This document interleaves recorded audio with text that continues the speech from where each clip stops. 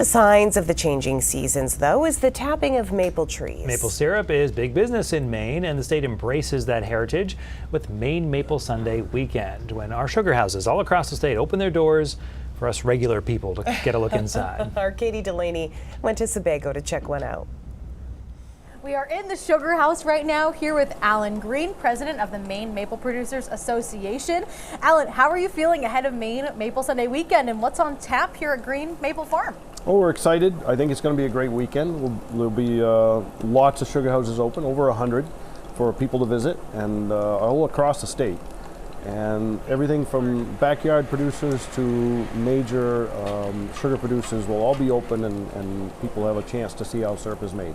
Right, and we're getting a glimpse of that right now. I mean, we have the evaporator going, turning sap into syrup as we speak. Yes. Tell me about how much work really goes into this process, and what's something people might not know about how syrup is made. Well, I think that most people think of syrup being made in the sugar house, but the old timers say syrup is made in the woods, and that requires a lot of work ahead of time, getting your taps in, getting your lines ready, getting all the prep work done. And in our case, we started in October, and we actually started working in the woods in October, building out new systems, improving the systems we have, and there is thousands of hours that goes into the prep work and the work to get to where we are today.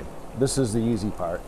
Yeah, and I know that with maple syrup, the season is very weather dependent. Tell me about how the season has been going so far. So far, it's been good. We've been having the warmer days and the cold nights, which is what we really need. We've had a few anomalies. The 70-degree day was a little odd, but sap still ran. We still had a good run. I think for the most part, we're having a decent start to the season, and the weather looks like it's going to cooperate the rest of the month.